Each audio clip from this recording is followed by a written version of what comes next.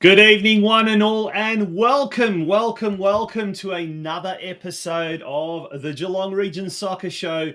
It's season 4, episode 87, and in fact, it is our 15th episode this year. Good evening, my name is Tonchi Prusa. Joining me as week in, week out, Steve Curtin. Steve, you're looking rather refreshed for a start to the week. Is it all illusional? That's too kind, mate. I don't feel that way. It might be an illusion, but we'll go with that. I like, a bit of positive reinforcement might get me through the hour tonight, and it should be a good show as well, I think. How are you going? Yeah, it's a little because it has been yet another absolutely jam-packed weekend of local football. Look, we get to a Monday, folks, and we're absolutely knackered. I tell you what, after such a huge weekend of local community football, between the two of us commentating, coaching, covering games, watching games, it's just full-on podcast galore. But we wouldn't have it any other way. We love it. It's the middle of winter. Well, not quite, but we're heading there. And it means local community football. And boy, as you said, Steve, have we got a show for you tonight. Big shout out to Barwon Soccer Club. Thank you, Barwon Soccer Club. They are the episode sponsor for tonight. So appreciate all the work that Colin Drain, David Ray, and Dale Harrison, everyone else down there at Grovedale Reserve do for the local football community and indeed for their members. Doing very well on and off the park, and we'll find out everything's going on with the senior men's and the senior women's teams tonight. Steve, what have we got as guests for tonight's show? Well, we've got some of the biggest names that you're likely to find out at Reserve Road in Grovedale coming up on the show tonight. So you won't want to miss it. We've got Christian Mahon and Milton Bailey, two of the hottest goal scorers going around in the men's state leagues. And also we've got a veteran of the women's team. She's been in the side for about 10 years, ALYSE Cook, joining us as well.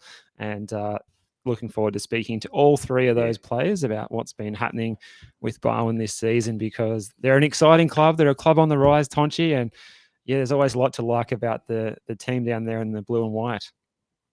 Yeah, there's a lot to talk about, and two of the most exciting, striking combinations, if you like, or two of the most potent young attackers in Geelong.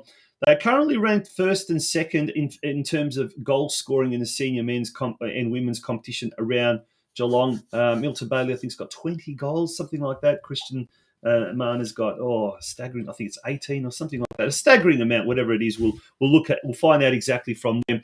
But they'll be joining us. And as you said, ALYSE Cook, she's been with the Barwon women's team for 10 years. So we'll ask her all the stories, in her opinion, over the last 10 years.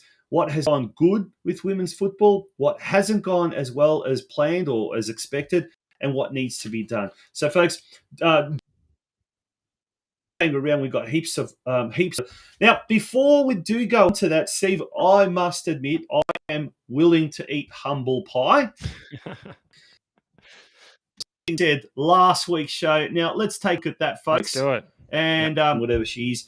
came out and said that the ratings were really poor. We know that. We know the ratings were poor. We know the A-League crowds have been really bad.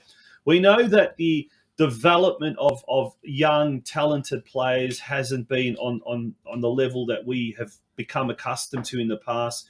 We know that football in Australia is going through a tough time. But there's no ifs or buts here. We need to qualify.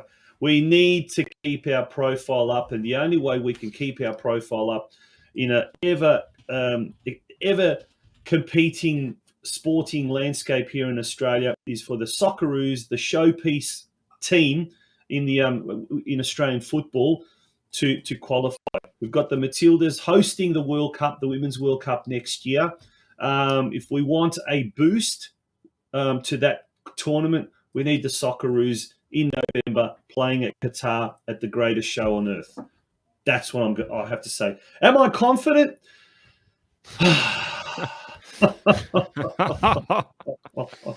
No, I'm not. That was a good monologue, though. I'll pay that. If that maybe they could play that to the boys before the game. Arnie could just get a tape of the Geelong Region Soccer Show and say, "All right, everyone, this is your motivation." He's talking about Aussie DNA or whatever he's going to try and use to get over the line. Maybe this is what he needs. Yeah, no, I don't know. Whatever she came out and said. We're on the air 4 times. Oh, there we go. Now, I've heard this. We claimed ourselves. Yeah, I've heard this on good authority that Arnie did play this to the players before the game over there in Doha. And he reminded them when they huddled up before the penalty shootout. He said, I'm going to bring on Andrew Redmayne. He's going to do a bit of a Wiggles performance. We've seen it in the A-League Grand Final. It's not normal. And I think that might have spurred on the players. And, they took some good penalty kicks too when it came down to it, apart from poor old Marty Boyle, who missed it. But I think he celebrated the hardest. He was still wearing the match kit and the shin pads about 3 days later in the swimming pool while he was drinking whatever scotch he had perhaps, and a big cigar as well. He was sucking down as well. But he was happy there they are there. And it might have even, spurred on Redmayne to play that cunning trick where he got the cheat sheet off the water bottle there and tossed it over the fence. So, yeah, look. We've made it. How good was that? Happy to eat humble pie. Yeah. Well, it feels like should we be taking tips for the Melbourne Cup off right now, Tonchi? Oh, you'd be a brave person to do that if you were to take tips. Oh no, look, honestly, my confidence was low, and as the game progressed, I mean, Peru wasn't very good, but geez, did we look like? Don't think. Having said that, I'm glad I was proven. I wasn't confident, but I'm glad. I'm really, really am glad. And I said at all costs needs to qualify, ifs or buts. It's going to provide, namely because we've never had this issue. Where the World Cup is in, so you don't have any NRL. Yes, you really care about cricket anymore.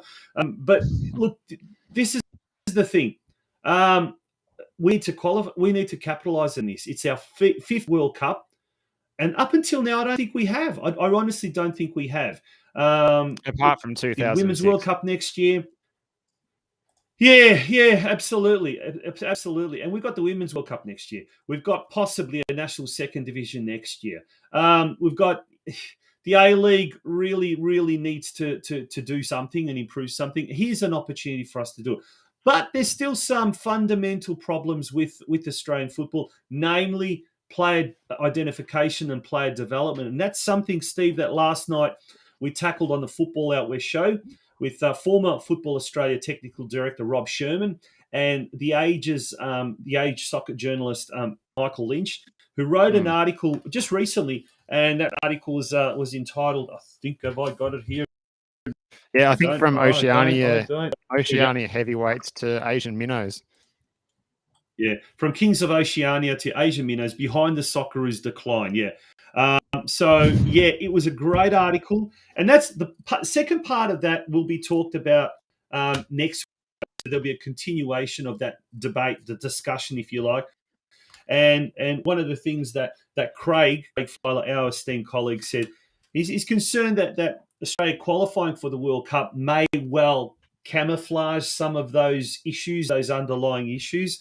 Yeah, well, time will tell. We'll see what happens. But look, end of the day, great that Australia qualified. We badly needed it to lift the profile of the sport. And now, hopefully, some of those millions of dollars that Australia will be getting for appearing at the World Cup, a lot of it goes to the players themselves as bonuses and whatnot. But I hear that a lot of that money is going to get redirected into a national second division to cover costs like travel costs and operating costs and whatnot. So that national second division looks more and more likely to happen. And that is good for the local talent here in Geelong, because I think a lot, that means they will, if North Geelong does qualify for the NPL, they get promoted to the NPL next year. There's a national second division. Western United start their academy next year. There's a lot of potential pathways for talented young players here in Geelong, and that's what we're really. One of our recent weeks, Lustica, who does play for Western United, speaking of recently got married talent, as well. Just got married last week, did. Steve Lustica as well. So I'm sure he's tuning in right now. So congratulations, Steve. I heard he was somewhere in Hawaii on his honeymoon, but he's still thinking of this show. He's still thinking of this show, and he's I would imagine if I was in Hawaii, I'd be tuning into this right now. And absolutely, look what we've got coming up at MYLTON Reserve. And if he's tuning in, a big cheerio to him and his lovely new wife, Marina. It's back. Yes, Learn with Lustica. And Steve, there's some dates there that Stephen Lustica will be doing some training sessions up at Reserve. Yeah, it looks like the school holiday dates, all the big ones. Tuesday the 5th, Wednesday the 6th of July. In the morning, we've got the under 8s and under 8s to under 10 boys. We've got the under 10s to under 14 girls and under 11 to under 14 boys at those various times on those dates. So, yeah, that's, what is that, the second week of the school holidays? You'll know this, Tonchi. Yeah, I think it is. It's the second week. Yep, second not the first week. No. Yep. So how can we sign up for this one? Get over to the Facebook page. I think head over to the Facebook page. I think Geelong Rangers on their Facebook page have all as well, and there's a link there as well. We'll try and find a link if we can. But we'll definitely have that link for you next week, and we might even have Stephen on the show next week to talk a bit about that clinic as well. So we'll try and get him straight from his honeymoon. Mate, we've got lots to get through tonight. Let's get straight into it. It's the news desk. And folks, once again, big shout out to the Barwon Soccer Club, our sponsors for tonight's episode. Don't wait.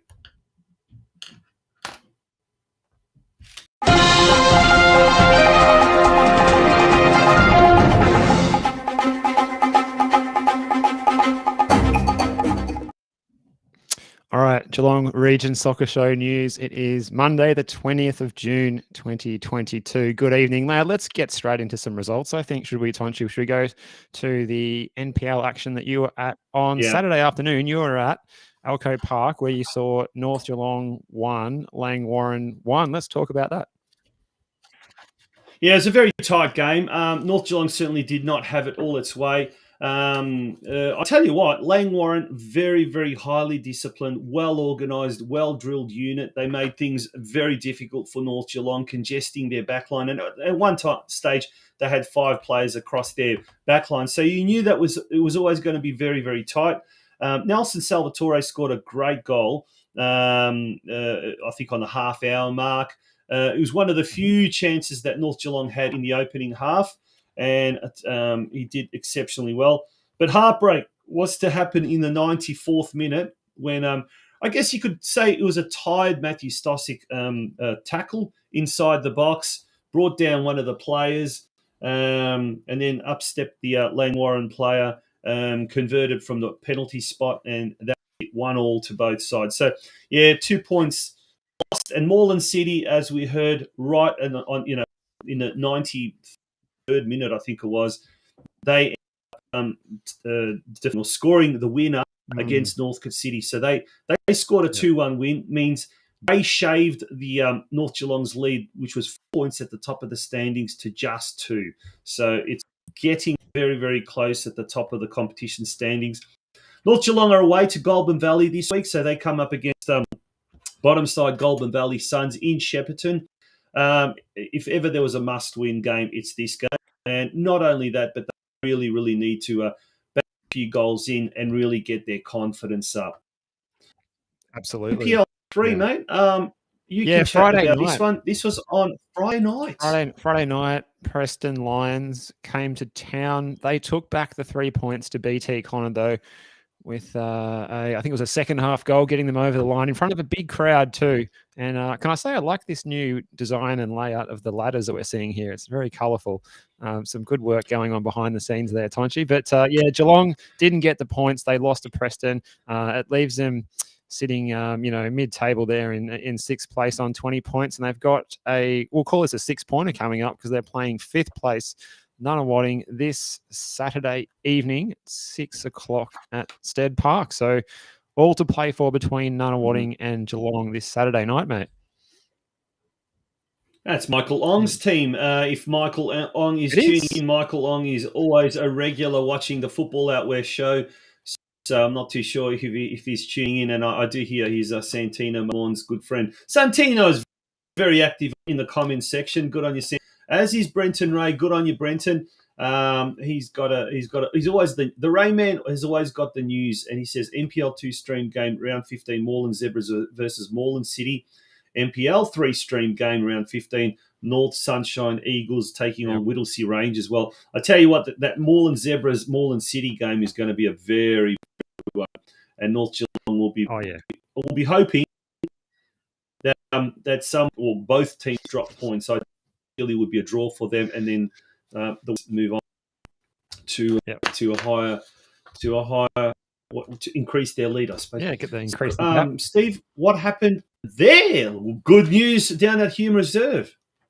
Yeah, 2 wins in 2 for Corio, who, I saw Mario Gregorio recently, and he was talking down the chances of the team. Well, he can talk them up now. 2 wins in 2. They're out of the bottom 2 now. They've navigated that part of the ladder up to 10th place. A double for Festim Elmazi, one of Santino's favourite players there. I think he describes him as being similar to Zlatan Ibrahimovic from memory there. So a good win there at up at Quarries Park against Clifton Hill. And now they're going to be at home this Saturday afternoon against Keilor Park, who, tricky team, but 8th versus 10th, I think. They're both on 13 points. I think let's go for 3 in a row.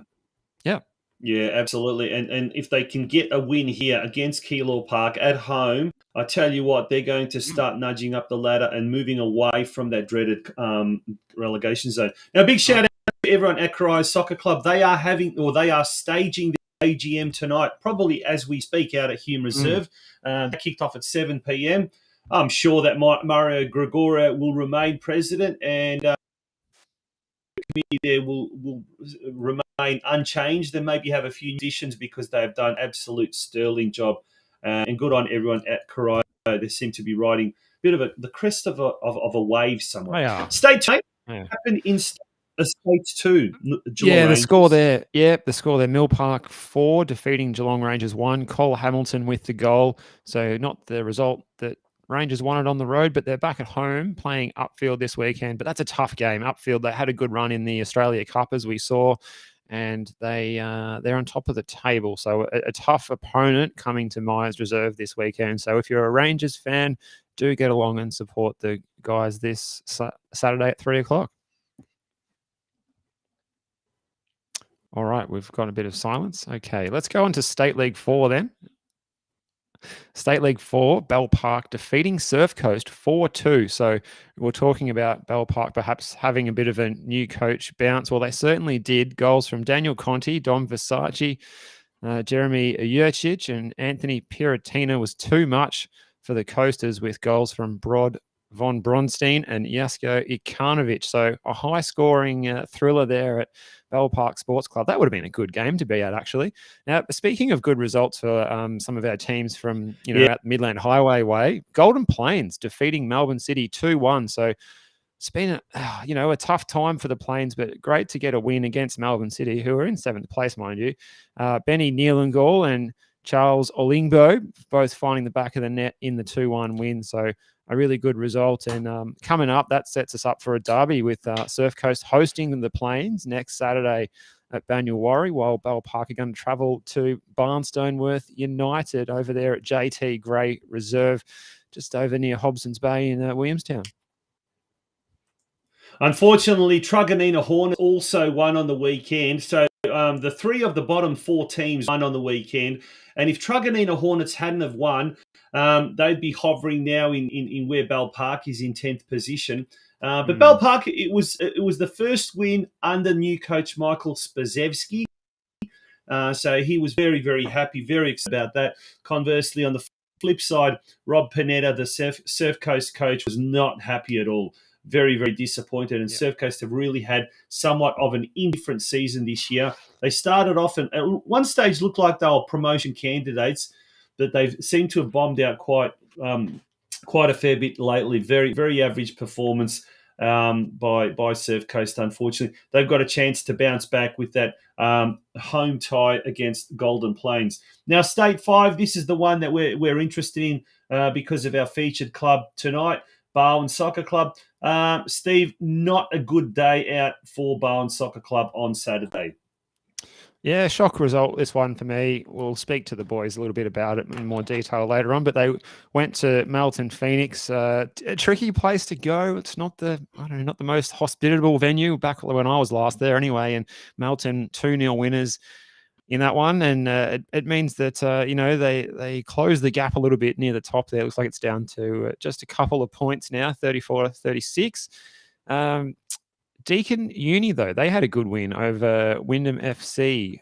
4-2, Sam Wyeth, Aaron Bond, Luke Dahl, and Jim Robinson all hit the back of the net. So well done to the Ducks there. And Surfside Waves, they didn't have anything go their way. Unfortunately, they lost to Balmoral 3-1, while Lara United in the other match in the men's State 5, they had a 1-1 at hosting Maidstone United with a goal by Lockie Lazarich. And we've got some big games coming up this weekend. Yeah, Lockie Lazarich has been in fine form. I think he scored something like 10 goals, if I'm not mistaken. So really well. He's hitting the goal scoring charts. Not as good as the Barwon dynamic duo. The teens, call them what you will, but Milton Bailey, he scored 19 goals. Christian Mann, 16 goals so far this season. So that is a real potent strike force. We'll be talking to those two gentlemen a little bit later on. And it must be said, some of the teams are struggling, unfortunately, which is a shame. Surfside Waves as well. But, Surfside Waves have got a very young side, as do Golden Plains, and they've been sort of struggling. But, they've got 15, 16-year-olds, making their debut. So there is that little bit of a positive thing in all of this. Yeah. Steve, we'll take a short break. When we return, we're going to look at the local scene, the men's and women's Division 1. We'll also look at the VPLW competition, and we'll also look at the women's state leagues. Don't go away, folks. There is so much more to get through before we even tackle our club in focus tonight, the Barwon Soccer Club. Stay tuned.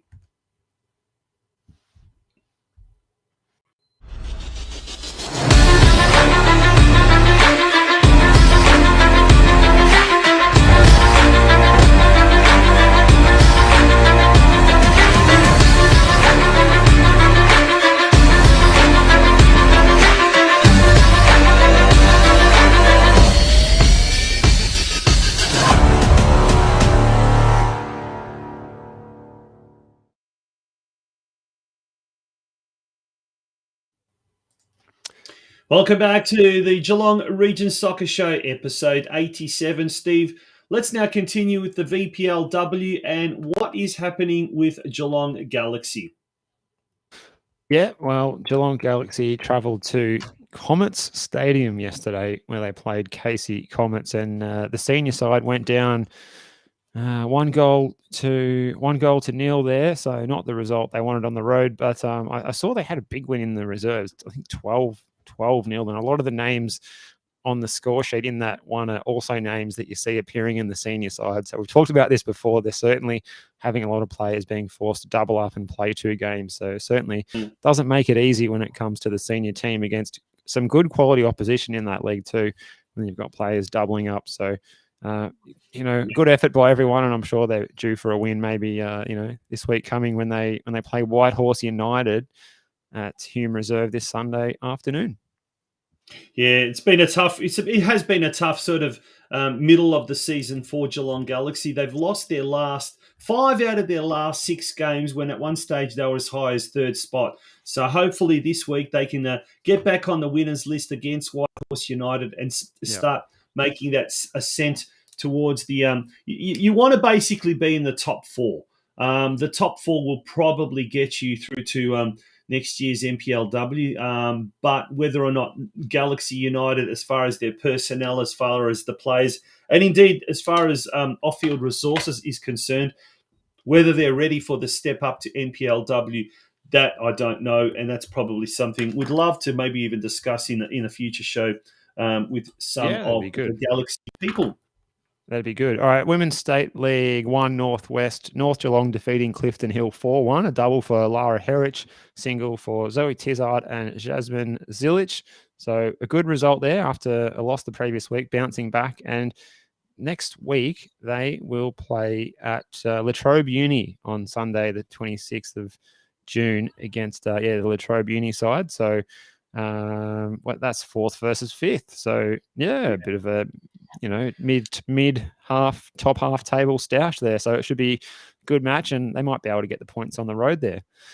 Well, I think the score last time was 3-2 at Alco Park in favour of La Trobe Uni. May have been the first game of the season, if I'm not mistaken, but they certainly weren't. They weren't embarrassed. That's for sure. North Geelong Warriors, and I think since then they're certainly an entertaining side. 4 wins and 4 losses.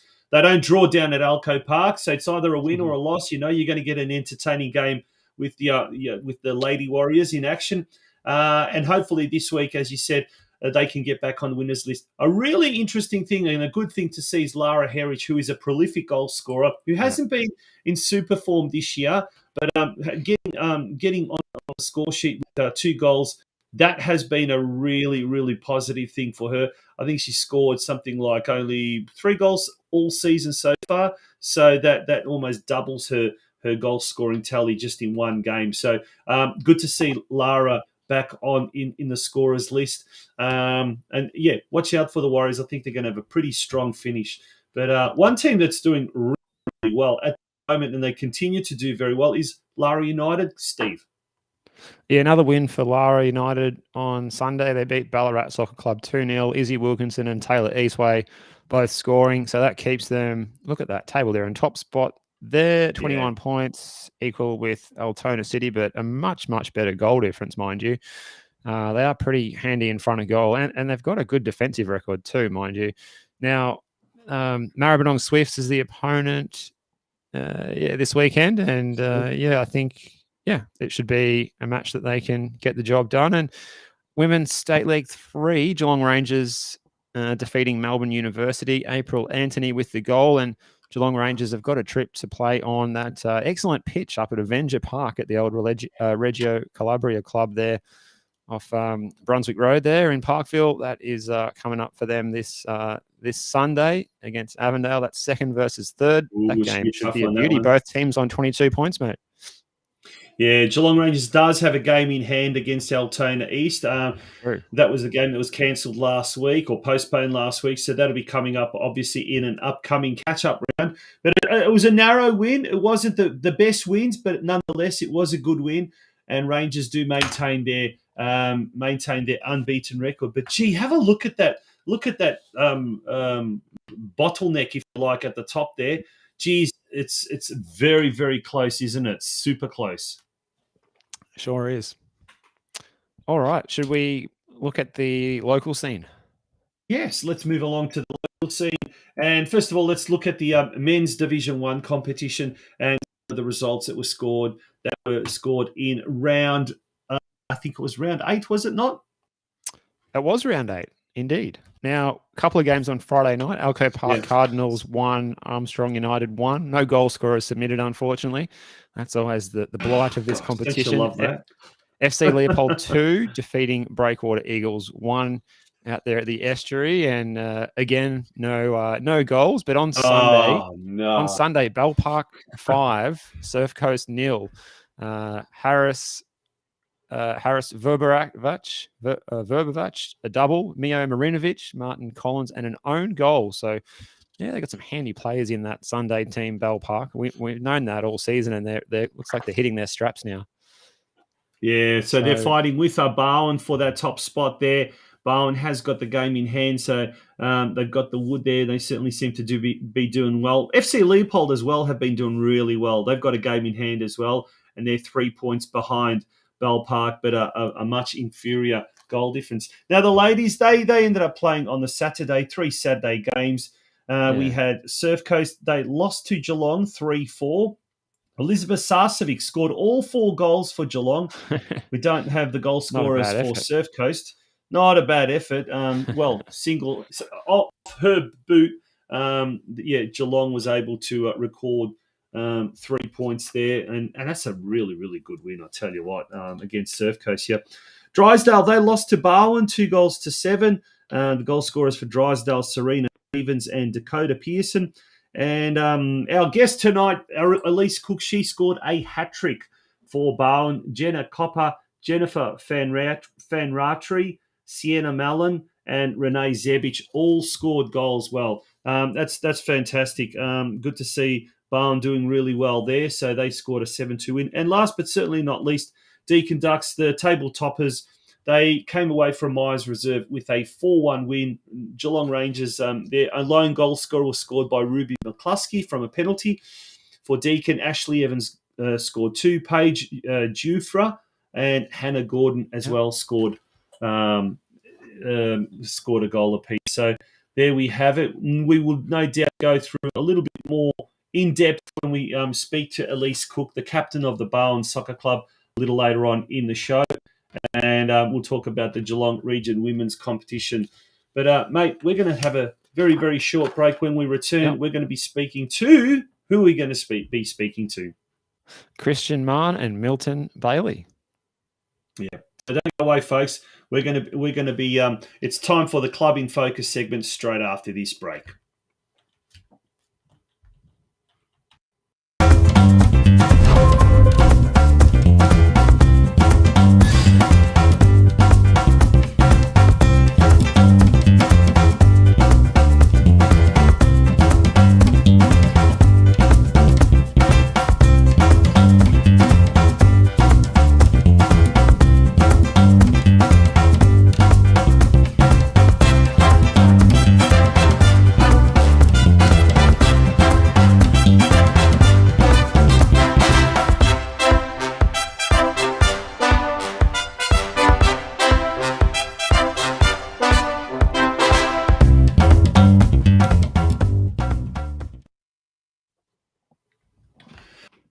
Welcome back to the Geelong Soccer Show, and I am making a public call out. If anyone can give me a recommendation for a decent internet here in Geelong, look, I live out right. We've got NBN. Don't talk to me about NBN. Just hold that tin can up to your ear, mate, and we'll get loud and clear. Honestly, years ago when we had ADSL 2, it was more reliable. I don't know about faster, but it was definitely more reliable. And I'm freaking looking on my little control panel. I meant to have 4 green bars. I've got 2 yellow bars. You don't have to be an Einstein to know that that's not good. But what is good, I tell you what, Steve, what is good is where Barwon Soccer Club senior men's find themselves this year on the competition standings, the State League 5 competition standings. They are first at the moment. They had a little bit of a hiccup on the weekend, but I'm sure that was they will learn from their mistakes, and it's onwards and upwards from here on in. 2 of the reasons, not one, but 2 of the reasons why Barwon are doing so well is because of their very, very potent striking combination of the talented teams, we're calling them, Christian Mahon and MYLTON Bailey. It's a very, very good pleasure to welcome both Christian and MYLTON to the show. How are we, gents? Not bad, yourself? Yeah, very, very good. Well, first first of all, Milton, we're going to bring you on the screen. We're going to ask you, mate. Looks a bit cold there where you are. You're all rugged up and looks like you're out in the shed. No, I'm out here. Oh, you're outside. Oh, there you go. There's kids inside. There's kids inside. Oh no. Well, speaking, yeah, mate. But I tell you what, you've been doing really well. You've been hitting the goals on a regular basis. And look, you're only 19, so I mean, you've been doing this for a few years now. How is it? Firstly, at Barwon, you're really enjoying yourself, and how's Dale Harris looking after you guys? Oh, Dale's Dale, isn't he? He does what he can. He's such a good coach. You know, there's no complaints from anyone. Like you said before on the weekend, yeah, we had a slip up. But, you know, that's just the game, isn't it? No matter who you verse, there's always going to be a day where it's not going to go your way. But no, personally, Barwon's good. I've been there nearly 3 years now. Obviously, COVID's affected a lot of it. I couldn't be more happy. It's really good. All right. Well, I'll jump in with a question for Christian then, and along a similar note, I suppose. What attracted you to Barwon and your journey that led to that? Well, I was at Barwon probably 4 years ago now, maybe 3.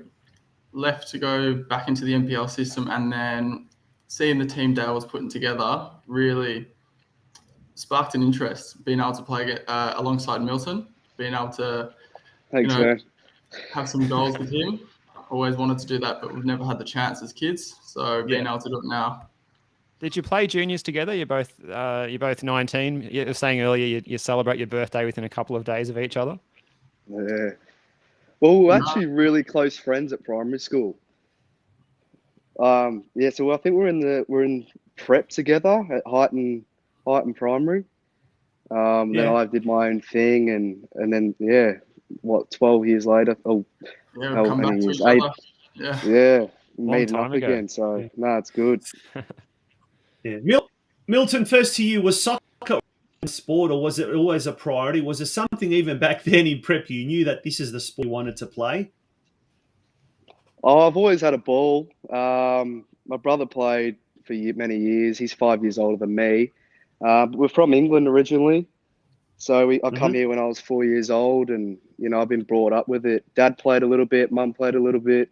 My brother played until he was about 17. I've always been brought up with that. So that's just my number one. Never really had any other sport. What part of England are you from, and does that dictate who you follow over there? I'm just outside London, but I go for Chelsea. So yeah. What about you, Christian? Yeah.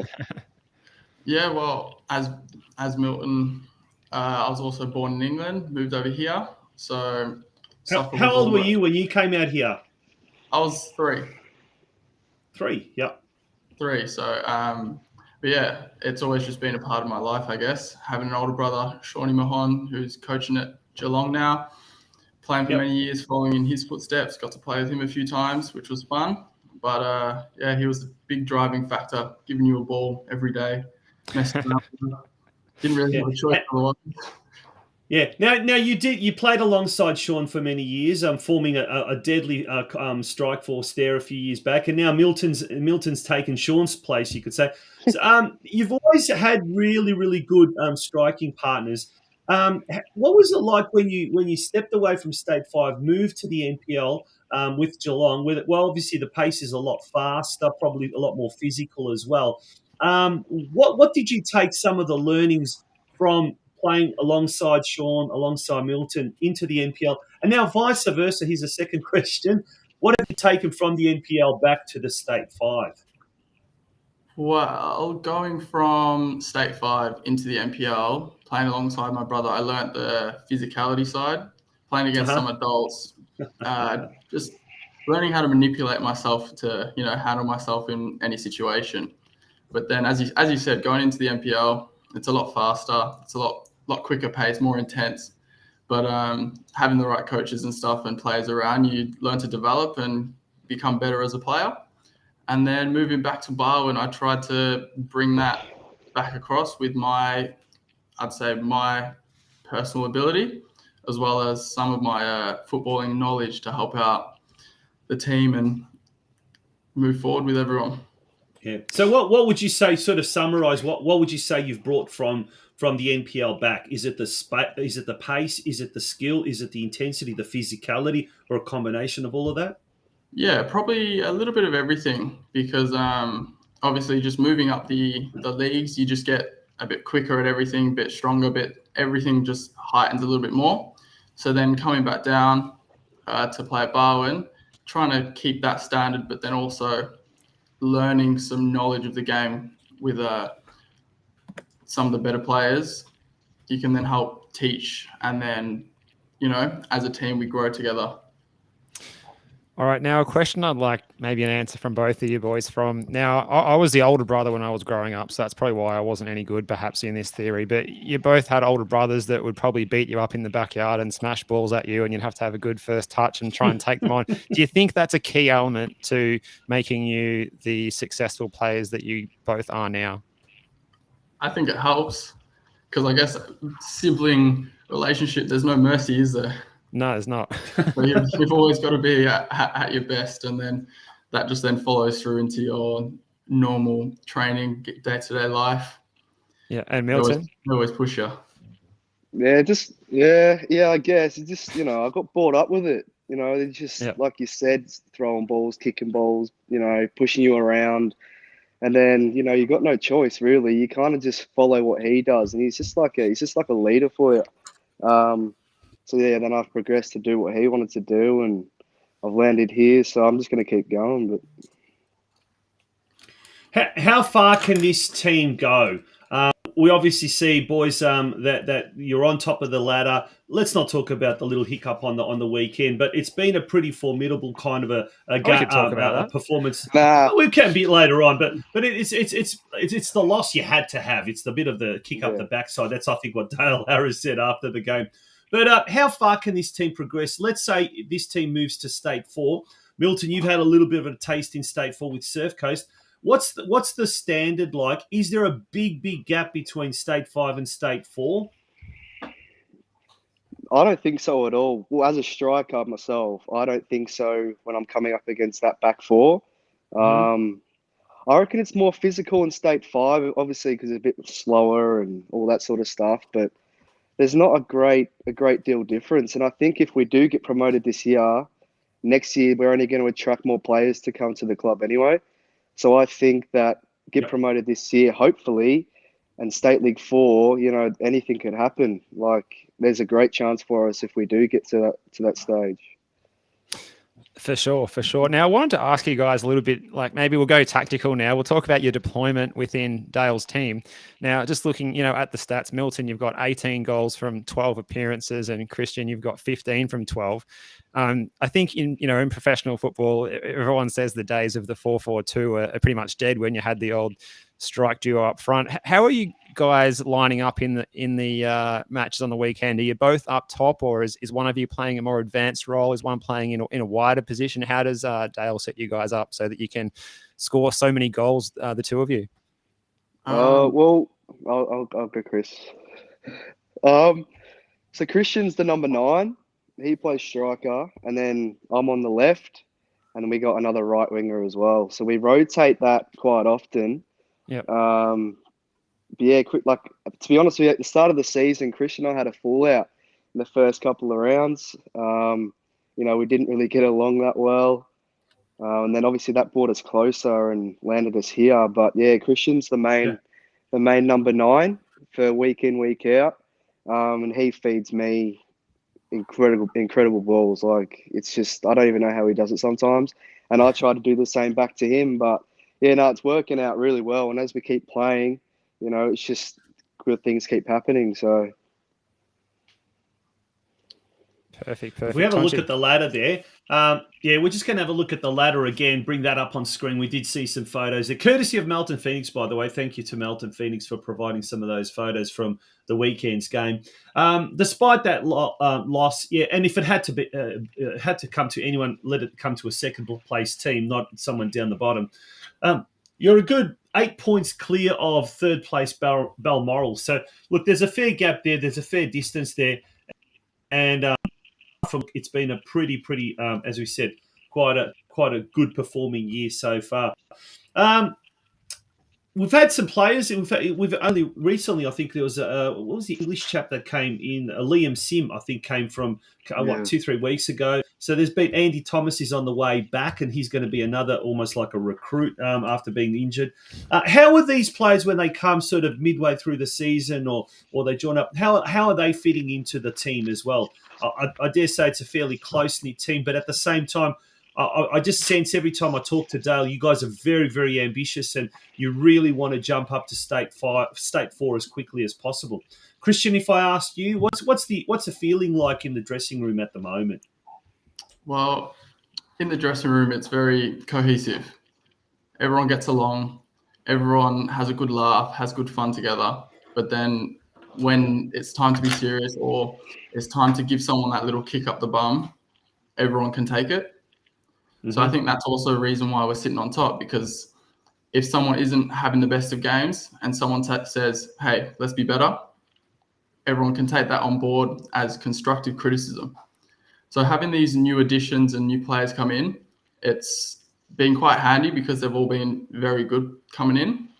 You know, they've just increased and made our squad better. Like with the Liam coming into the middle, adds more competition for everyone to work harder.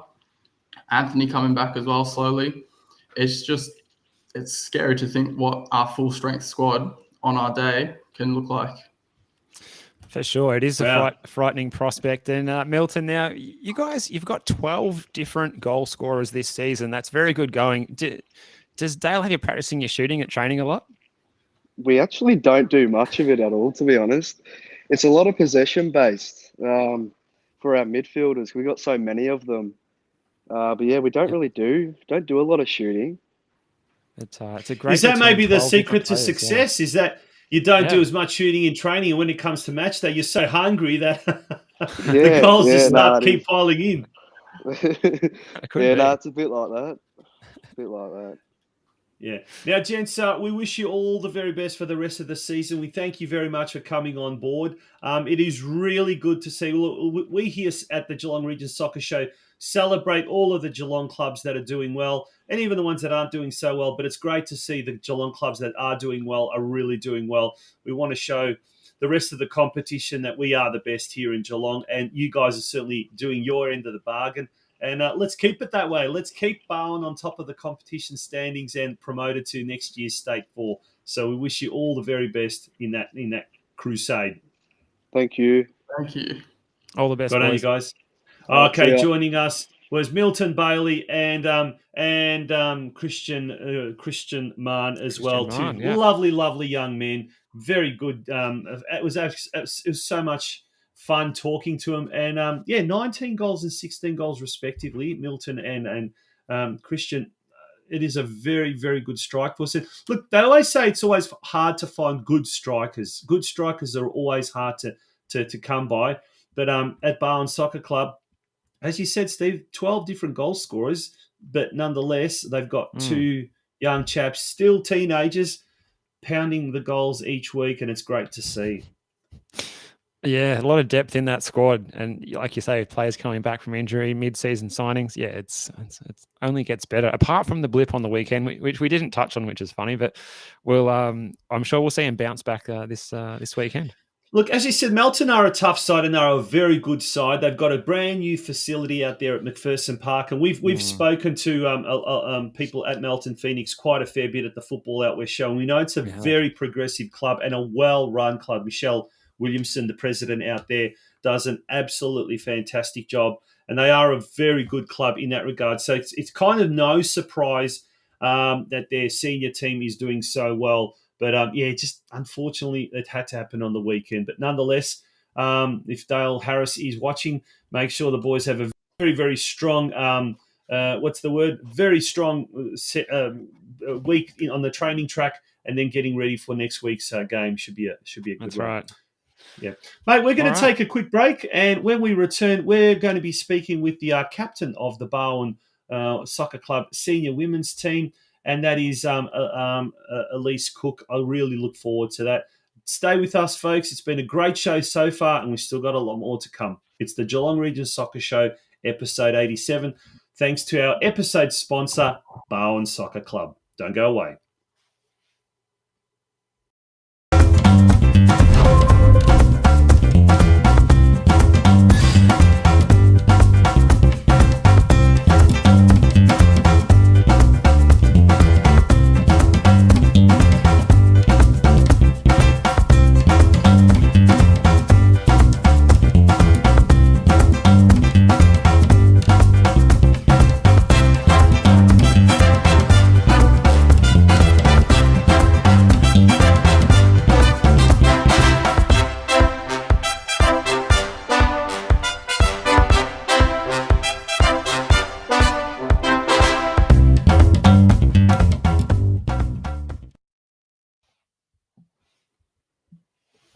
Welcome back to the Geelong Region Soccer Show. We're very thankful of having your company tonight.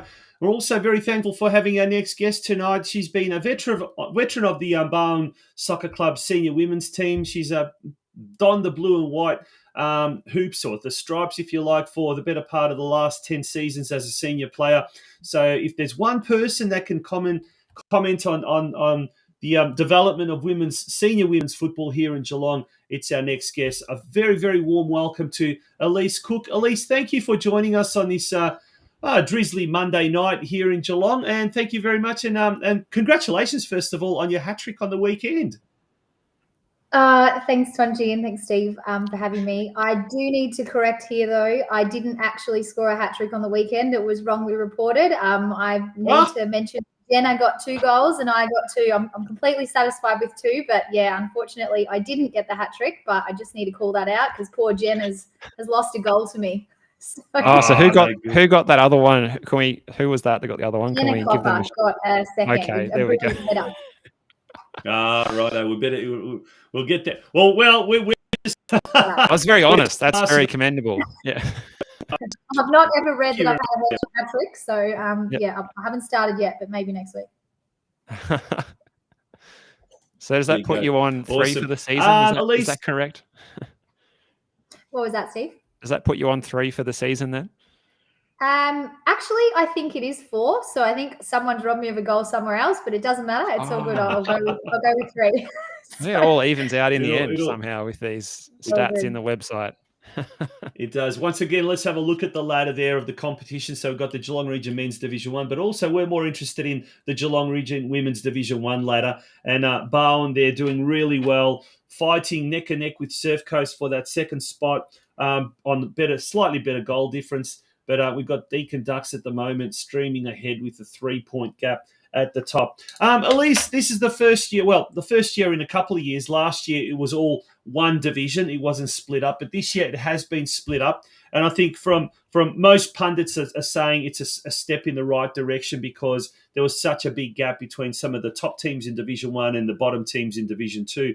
How have you seen this year's competition, the 6-team elite division, of which your team's a part of? I think the diversity, obviously, teams in our league, when you've only got 6 in one division, it kind of, all of a sudden you're playing the same team again, and that's okay. But I think it's absolutely, compared to what the alternative was, I think this was really necessary. There was that big leap between one and the other, and I think you really don't want any morale to sort of drop off and get players not wanting to turn up because they're being pummeled by 10 or so goals. It's not a great look. So it's also not a great feeling when you're out there and you're trying to learn a sport maybe for the first time. So yeah, this year is I think that the competition's definitely changed, but it was necessary to have this split. And so far, I think it's been pretty evenly matched throughout our division. And speaking of learning a new sport, that's certainly not the case for yourself. You've been at Barwon for around 10 years. What are your memories of the club from when you first arrived there compared to how it is now? I think for me, when I arrived, it was a relatively new sport. I definitely dabbled in soccer during high school, but never at any other level. I was always a bit of a gymnast and a few other things. But starting soccer at Barwon was coming off the back of, I think I played in Bendigo before that, and then came down and kicked off here with the recommendation from a few locals. I think there's still people playing with me today that were playing when I started. So I'm not the only one that's been there, and I'm certainly not the longest standing kind of member. We've got a couple of others who were there before I got there. So they've definitely been in the a bit longer, and a couple of us have left and had children and come back, and so that's been a really great kind of experience to come through with the same people, but at the same time recruiting so many new faces every year, particularly last year and then again this year. So who did you play for in Bendigo? Spring Gully. Oh, okay, that's not a bad club. Yeah, I shifted up You're to from as well. next to the woods. There would have been extra points if the answer was there would have been extra points if the answer was Epsom, but I'll take Spring Gully. They're probably like a second favourite team. They were great. That was a really fun club to play at, actually. I really liked the women that I was playing with there. That was when I was at university in Bendigo, and I also travelled up up the road a bit and played a bit for Shep United at one stage as well. Although I think I probably spent more time on the bench up there. They were pretty talented at that stage. Some good players up there, definitely. How would you compare, Elise? How would you compare like the Bendigo scene and the Shepparton scene compared to the Geelong, say, the local community scene as well, in terms of standard, in terms of the way the clubs approach their attitude towards women's football? I guess that was probably at a previous time, but what's your experience been with the way the clubs approach women's football? Do they take it seriously? Do they see it as a novelty, as a gimmick? Or are they really supportive of the ladies? I think that I've never experienced a club that hasn't been all for their women, but I think that is probably the reason I have chosen to be at those clubs, to be honest. I'm not really interested in playing second fiddle to others when we are in our own right as good as we can be in the division that we're in. So I think that was definitely a long time ago that I played at those clubs, so things have probably progressed even further, but I certainly didn't ever... I felt like there was a good level of competition. We were always encouraged to get out there and support the men's teams, and they would in turn support us. And that's absolutely a feeling that I have noticed and have loved with Barwon Soccer Club. There's always been a really loud calling from the sidelines, particularly when we get to play those night games and everyone comes around and maybe has a couple of beverages and yells at the sidelines. So it's always good. Perfect. And what is it like at the club at the moment? Like at Reserve Road, there's a lot of junior teams. You got the senior teams, the men, the women. How does it go when it comes to training? Is there enough grass for everyone to get out there and train on at the moment? Look, there's definitely a lot of foot traffic on Reserve Road pitches, that's for sure. I mean, we could always do with another one. Hopefully that's on the cards coming up. But no, I think what we have noticed is it is a big juggle, and it does mean that, you know, trainings are a bit later than maybe would be preferable. But you know what, when you've got 300 juniors running around and about 100 seniors, you've just got to make do with what you've got. And in the spirit of community, everyone's really flexible, and you know, if there's an extra patch of grass available, there'll usually be someone on it. So no, I think we've got it. It's great to see the numbers. They keep growing at Barwon, and it's such a wonderful community to be part of. It's just a matter of getting the grass when you can and making sure that you make use of it. The winter is a bit of a struggle, I think. Sometimes the old turf holding up under the rain is definitely a struggle, and we have to take a couple of breathers and leave one of the pitches recovering. But no, I think we wouldn't have it any other way at the moment. When it does get winter, and when, as you say, the grounds get really wet and soggy and they need a bit of a spell, do you train elsewhere? Is there an alternative venue that you train, or do you just, you know, take a night off and have a movies night, or go down to bounce or whatever? I don't know. What do you guys do for for social outings? What are the bounce kids might be these for days? the juniors. I don't know, not for us seniors.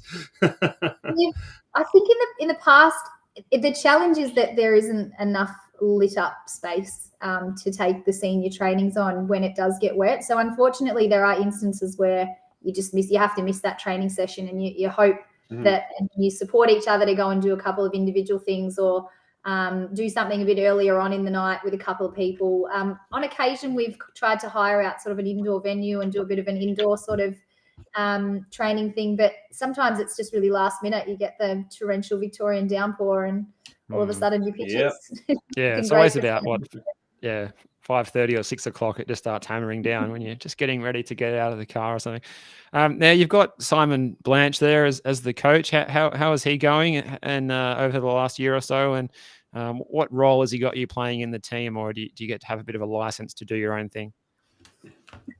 I wish. No, I think Blanchie's great. He's been a really great inclusion to the Barwon community coming along last year, and I think it was really lovely to have a coach volunteer to support the women. And I think that I say that with reason, because it does sometimes come to it that you really can't find a coach that will come on board, and you're trying hard to convince people to do it, but Simon didn't need that. He came across, he was willing, he was motivated, he's got a wealth of knowledge from playing himself, and his ability to coach people and to actually I guess coach a team we've got players that have never played and players that have been playing for years and come down from other divisions and other leagues. So his ability to actually coach such a diverse range of talents is really, really pretty exceptional. And I think a lot of the girls have really welcomed the knowledge base and the new skill sets that he's able to sort of carry across. Speaking of some of the girls that have come down from other leagues and other clubs as well, Renee Zerbich is one who's got state league experience with North Geelong. With Renee coming through mid-season, I think with Sienna Mallon as well. Has that kind of lifted the intensity as Renee got out there and sort of really inspired some of the girls to sort of lift their game and play at an even higher level than maybe what they were playing up until now type of thing? Yeah, I think whenever you have these players come in that have got that experience at a different level, I've certainly never played at a state level, so it's learning opportunities for everyone, including them as well. But I think it's early days, and they've come in and they've hit the ground running well and truly. So I think it was absolutely a welcome inclusion to a side where I think we can always do with a little bit more experience and a bit more of a few fresh perspectives, particularly when it comes to structural playing, and the level of the competition in the women's Division 1 has absolutely increased. It's definitely more now than it was, definitely 10 years ago, that the competition level is so much higher. So it's been great. And I think their ability to, they're both, Sienna and Zeb's are great leaders in and of themselves. And I think so their ability to come in and be open to, listening to everyone else's perspectives and jumping in and offering their support and their ideas has been really great as well.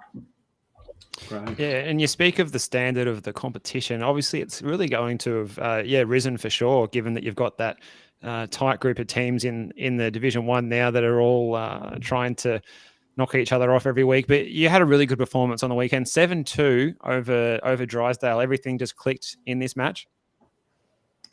Yeah, I mean, this season hasn't been without its fullbacks. We had a couple of injuries even before the season started. So we had a broken leg and unfortunately a bit of a head knock and a shoulder injury and a couple of other niggles before we even started. So to come together in this part of the season and pull off a win like that was really great for us. I think there are a few things that happened. I mean, I personally love running around on the ground out there. I think it felt really good. It was great playing conditions. It was a bit wet on underfoot, but it was beautiful sunshine, and the girls were turned up ready, and we were ready for a good battle. It usually is when we faced Drysy, but yeah, I think we've struggled with players coming in and out a little bit. We've had some COVID and some kids stuff and everything else. So this weekend we had the majority of our regular lineup, I think, for the first time. So that also helped. We had some absences that were noted as well, but it did come off for us, and we shared the goals around. And honestly, I think the successful teaming that our club and our coach and all of the leaders within the team have been striving for has really helped us to get there too. And did you want to go, Tonch, or will I jump in again? Because you've got a bit of a grudge match coming up. I was going to say this. Yeah, that's what I was going to say. Yeah, we got a bit of a delay.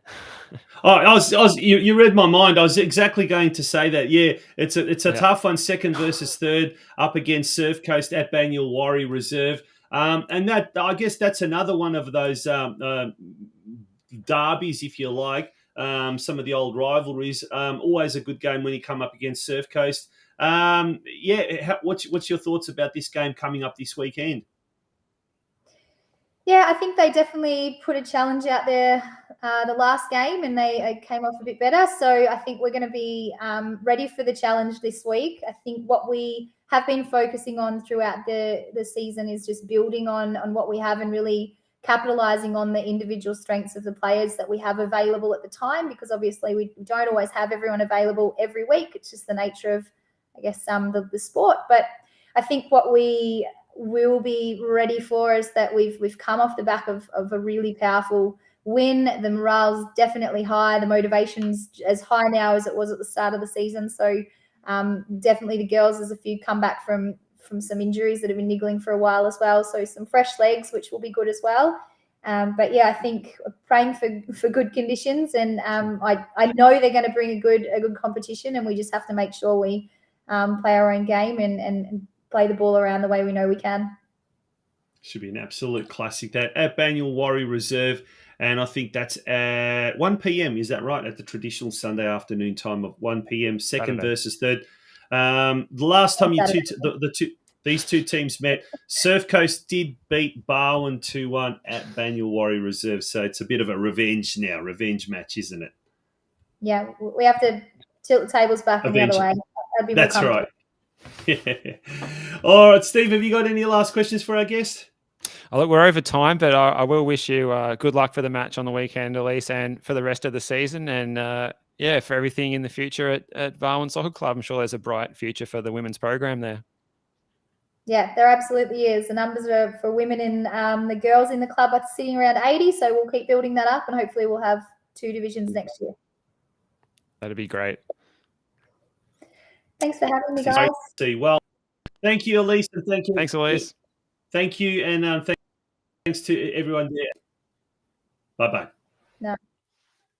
Apologies, folks. We did have some really bad internet for some reason, unfortunately, and I know it's come from my end. I'm still haven't in the comment section got anyone giving me a good internet recommendation, but if you do, drop it in the comment section. Steve, that brings us to the end of the show. We have got a little bit over time, but it was such a good and entertaining show tonight. I love having Barwon Soccer Club on as a club in focus. They're always a very accommodating bunch, and they always have got a lot to say, and there's always a lot of good things happening at Grovedale Reserve. Yeah, couldn't agree more, mate. Really enjoyed it, and as always, when we speak to Barwon Soccer Club, so yeah, a good show, and well done on putting it all together. And yeah, thanks to Barwon for sponsoring the show as well, especially, that must be mentioned too. Thank you very much. Next week, we've got the special club in focus is the North Geelong Warriors, and that's courtesy of Harcourt's North Geelong Real Estate, who are our episode sponsors for next week. Thank you very much to Harcourt's. If you'd like your club to be featured on the Geelong Region Soccer Show, contact us via our Facebook page. You can contact Steve or myself personally, or email us at communitysportsmedia@gmail.com, communitysportsmedia@gmail.com. We'd love to feature your club if that we haven't had a chance to do so this year, and ask your club to sponsor an episode, or a business at your club to sponsor an episode. It helps us keep this show running, and it also helps your club get the exposure that it probably needs. And on that note, Steve, have a lovely week. You've got a busy week away from the microphone, so enjoy it, and we'll catch up with you next Monday. And folks, we'll catch up with you all next Monday as well. Good night. Good night.